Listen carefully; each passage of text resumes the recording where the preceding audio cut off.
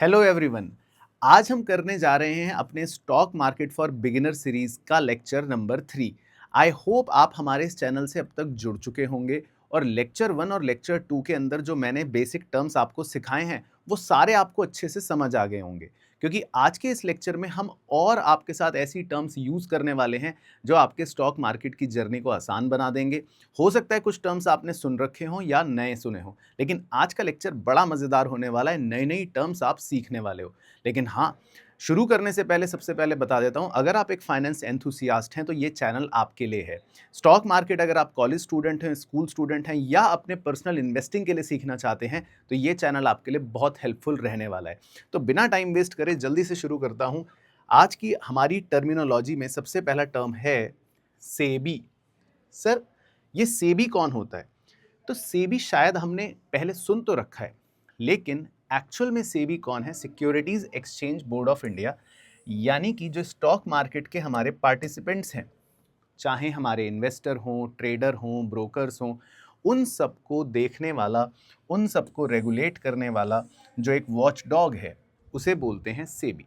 तो ये पता होना चाहिए कि सेबी जो है वो हमारे इस स्टॉक मार्केट का एक तरह से सबसे बड़ा रेगुलेटर है, जो सारे समय समय पर नियम बनाता है, गाइडलाइंस देता है और इन्वेस्टर के प्रोटेक्शन की रक्षा करता है।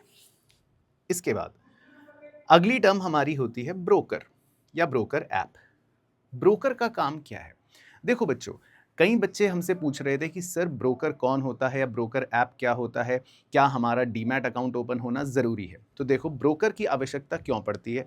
अगर आपको चाहे ट्रेडिंग करनी हो या इन्वेस्टिंग करनी हो तो आपको एक ब्रोकर चाहिए। ब्रोकर यानी कि एक ऐसा व्यक्ति जो आपके बिहाफ पे बाय भी कर सके और आपके बिहाफ पे सेल भी कर सके। आजकल बहुत सारे ऐप ये प्लेटफॉर्म प्रोवाइड करते हैं, लेकिन मैं पर्सनली कई वर्षों से एंजल वन का ऐप यूज़ करता हूँ, तो मेरा हाथ उस पे सेट है। मुझे उसका यूआई भी पसंद है और मैं सारी इन्वेस्टिंग या ट्रेडिंग जो करता हूँ वो उसी पर करता हूँ। तो आप बच्चों की क्वेरीज थी कि सर क्या हम भी अपना डीमैट अकाउंट ओपन कर सकते हैं? तो यस, आप डीमैट अकाउंट ओपन कर सकते हैं किसी भी ब्रोकर के पास, लेकिन उसमें आपको पैन कार्ड की आवश्यकता पड़ती है। पैन कार्ड अगर आपके पास अभी नहीं है तो आप अपने किसी भी पेरेंट के पैन कार्ड नंबर देकर भी डीमैट ओपन कर सकते हैं। तो डीमैट के लिए जस्ट ब्रोकर को आपका एक पैन कार्ड की रिक्वायरमेंट रहती है। अगर आप अपना डीमैट अकाउंट ओपन करना चाहते हैं तो यहाँ मैंने इस क्यूआर कोड आपको दे रखा है, इसको स्कैन करके डायरेक्टली बहुत सिंपल स्टेप्स में आप अपना डीमैट अकाउंट ओपन कर सकते हैं। और कुछ दिनों बाद अगर आप चाहोगे कि मैं आपके साथ ट्रेडिंग करूं, आपके साथ इन्वेस्टिंग करूं, हम सेम यूआई पर काम करें, तो आप एंजल वन का अपना डीमैट अकाउंट ओपन कर सकते हैं। बहुत ही सिंपल स्टेप्स इसके अंदर रहते हैं। तो इसीलिए हमारे ब्रोकर ऐप की आवश्यकता हमें पड़ती है, चाहे हमें इन्वेस्टिंग करना हो या ट्रेडिंग करना हो। अब आते हैं अगली टर्म पर। इस टर्म का नाम है टिक साइज। टिक साइज किसे बोलते हैं? टिक साइज का मतलब होता है कि आप अगर किसी भी शेयर के भाव को चेंज करते हो या प्राइस सेट करते हो तो वो मिनिमम कितना प्राइस मूवमेंट लेगा। फॉर एग्जाम्पल, एक शेयर अभी है 10 रुपये 50 पैसे का और आप सोचते हो कि यार मैं तो इसको सस्ते में खरीदना चाहता हूँ। अब आप सोचो कि मैं इसको 10 रुपये 48 पैसे में खरीदूंगा, तो आपका ब्रोकर शायद ये प्राइस एक्सेप्ट ना करे, क्योंकि प्राइस की मूवमेंट्स जो होती है वो हमारे यहाँ 0.05 रुपये के मल्टीपल में होती है। तो अगर मुझे 10.5 का शेयर खरीदना है या बेचना है और मैं इस भाव पर नहीं खरीदना बेचना चाहता, तो कम करने के लिए मुझे 10.45 या तो करना पड़ेगा और बढ़ाने के लिए 10.55 मुझे या तो करना पड़ेगा। तो इसको बोलते हैं टिक साइज, कि हर टिक पर कितना प्राइस चेंज होगा, ऊपर या नीचे। तो ये मिनिमम प्राइस होता है जो चेंज होता है। तो जैसे हमारे यहाँ है 0.05, तो आप 0.04 नहीं कर सकते या 0.03 नहीं कर सकते या 0.02 नहीं कर सकते या 0.06 नहीं कर सकते। तो मिनिमम मूवमेंट जो होगी प्राइस में वो 5 पैसे की होगी। इसके बाद अगर बढ़ेगा तो 10.60, फिर बढ़ेगा तो 10.65, इसी तरह कम होगा। तो इसको बोलते हैं टिक साइज। फिर आता है एक बड़ा इंटरेस्टिंग टर्म, इसका नाम है सर्किट लिमिट। सर्किट किसे बोलते हैं? कई बार आप न्यूज़ में शायद ये शब्द सुनो, सर्किट सर्किट सर्किट। अब सर्किट का मतलब क्या होता है? कभी कभी हमारा शेयर का भाव एक ही दिन में बहुत ज़्यादा बढ़ना शुरू हो जाता है या एक ही दिन में बहुत ज़्यादा घटना शुरू हो जाता है। तो सेबी ने इस वोलैटिलिटी को, यानी कि इस उतार चढ़ाव को एक लिमिट दे दी ताकि ऐसा ना हो कि एक ही दिन में इन्वेस्टर का कोई बहुत ज़्यादा नुकसान हो जाए। तो इसीलिए एक लिमिट सेट कर दी कि एक दिन में मैक्सिमम अगर बढ़ता है तो इससे ज़्यादा नहीं बढ़ेगा। अगर वो इस पॉइंट तक पहुंच गया तो उस दिन की ट्रेडिंग बंद हो जाएगी। अब उस दिन उस शेयर की ट्रेडिंग नहीं होगी। उसको बोलते हैं अपर लिमिट। और इसी तरह अगर शेयर नीचे जा रहा है, नीचे जा रहा है, नीचे जा रहा है, तो सेबी ने एक लिमिट लगा दी कि भाई आज की ट्रेडिंग में ये शेयर बस इस पॉइंट तक आकर रुक जाएगा, फिर हम इसकी ट्रेडिंग बंद कर देंगे, इससे नीचे वो आज नहीं जाएगा। अब उसकी ट्रेडिंग जब होगी वो अगले दिन होगी। तो ये बेसिकली सबसे ऊपर या सबसे नीचे प्राइस की एक लिमिट है एक दिन की, उसको बोल देते हैं सर्किट, या तो अपर सर्किट या लोअर सर्किट। तो ये भी एक टर्मिनोलॉजी आपको पता होनी चाहिए। फिर आते हैं अगले टर्म पर, सीएमपी या वॉल्यूम। सीएमपी तो बहुत ही छोटा सा शब्द है।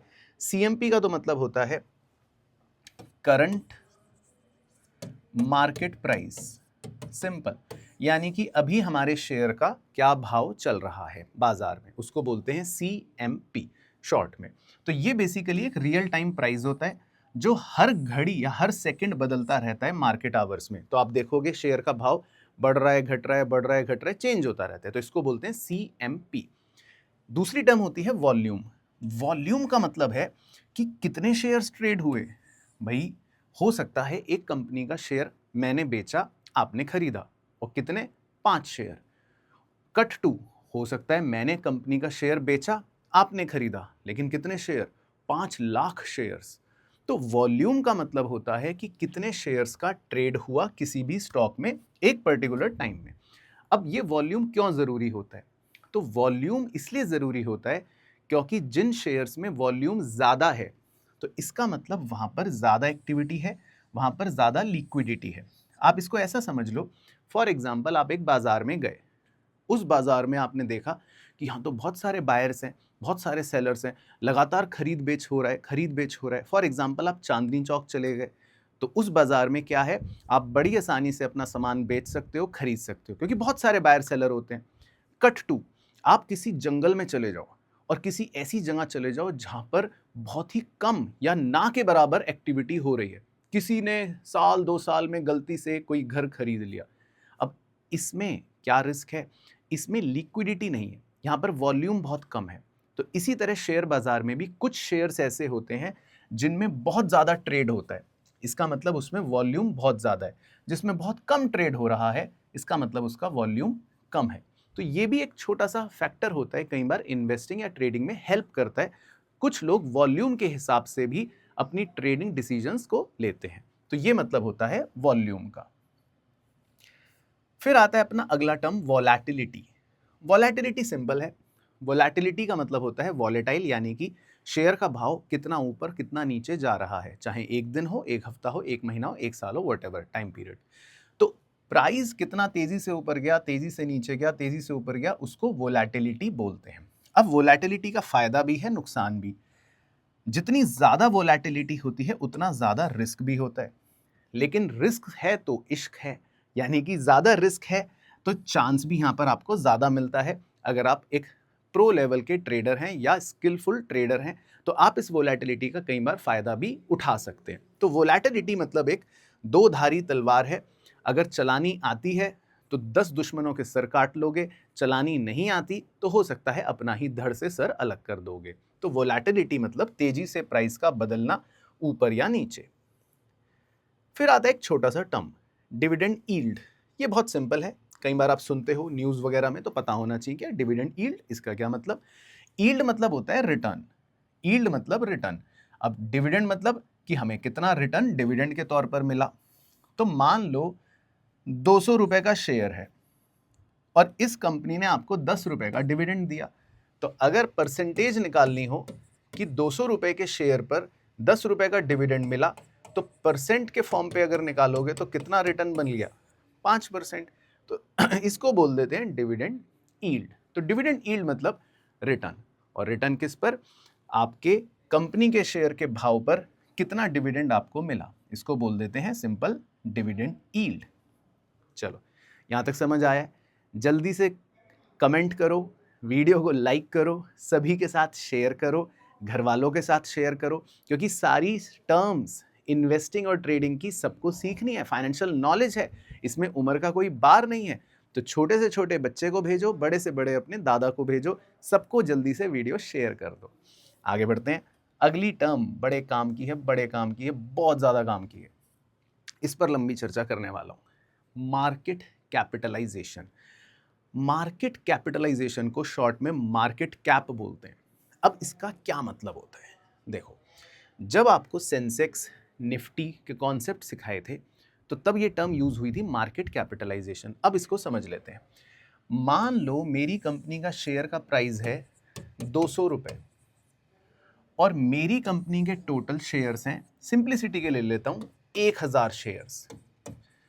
तो अगर मेरे एक शेयर का भाव है 200 और मेरी कंपनी के टोटल 1000 शेयर्स हैं, तो हम अगर पूंजी निकालें, पूंजी कैपिटल वर्ड से निकला मार्केट कैप, पूंजी निकालें तो 1000 शेयर इंटू 200, तो हम कह सकते हैं 2 लाख रुपए की पूंजी है। इसको मार्केट कैपिटलाइजेशन बोलते हैं। तो सिंपल हो गया फॉर्मूला, मार्केट कैपिटलाइजेशन किसे बोलते हैं।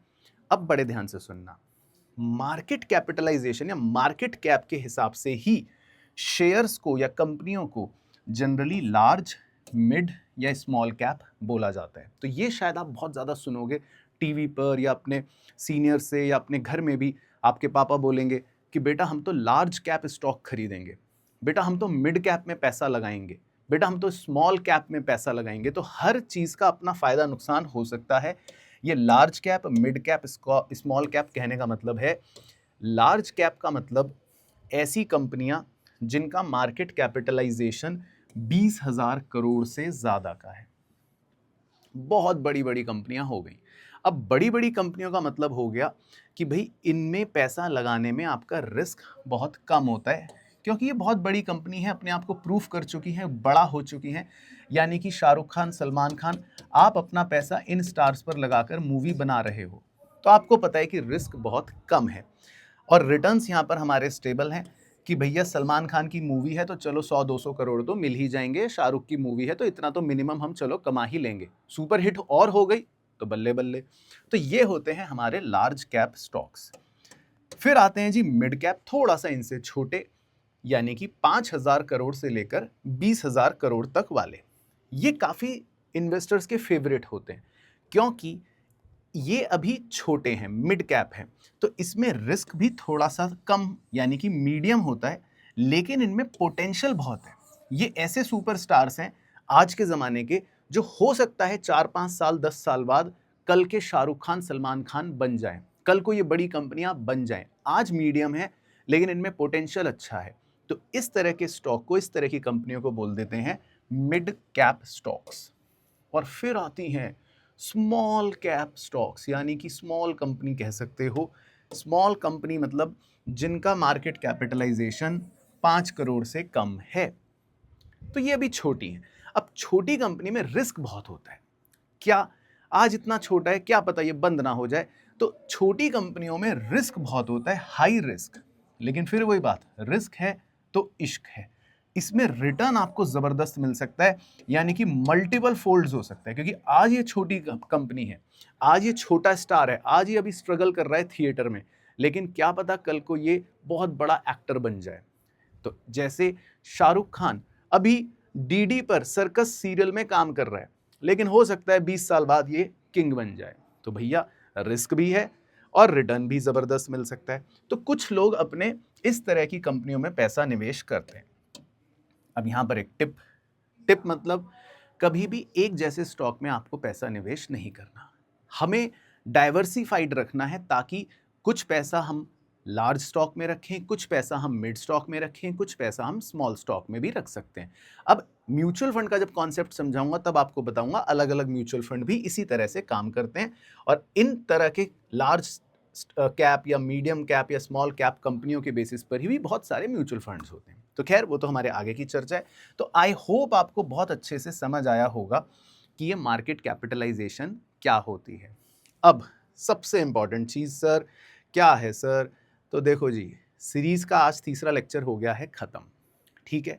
पुराने लेक्चर्स नहीं देखे तो देख लेना, शेयर नहीं करा तो कर लेना, और सबसे इम्पॉर्टेंट चीज़, इस चैनल पर ऐसा पावरफुल कंटेंट आने वाला है सिर्फ आपके लिए, जो ना तो पहले कभी आया होगा और ना ही कभी आएगा इस चैनल पर। तो अभी से सीरीज फॉलो कर लो सो दैट कुछ भी मिस ना हो। एंड यस, सबसे ज़्यादा हमारा इस चैनल का मोटिव है कि लेट्स लर्न, लर्निंग भी होगी एंड देन अर्निंग भी होगी। इन्वेस्टमेंट भी सीखेंगे, टर्म्स भी सीखेंगे, सारी बातें सीखेंगे स्लोली एंड ग्रेजुअली। तो चैनल से जुड़ जाना, और और और जाने से पहले डीमैट अकाउंट ओपन करने का ये लिंक मैंने दे रखा है, स्कैन करके डीमैट अकाउंट ओपन करो। 100 रुपए भी हैं तो क्या फ़र्क पड़ता है, 100 रुपए निवेश कर लेंगे, और 100 करोड़ रुपए भी हैं तो भी क्या फ़र्क पड़ता है, उसको भी निवेश कर लेंगे। तो इसीलिए अब इस चैनल से जुड़ जाओ, ज़्यादा से ज़्यादा शेयर कर दो, ज़्यादा से ज़्यादा लाइक कर दो, और कमेंट करके तो मुझे ज़रूर बताना, मुझे बड़ा मोटिवेशन मिलेगा अगली वीडियो बनाने के लिए। तब तक अपना ध्यान रखना, मस्त रहना और स्वस्थ रहना।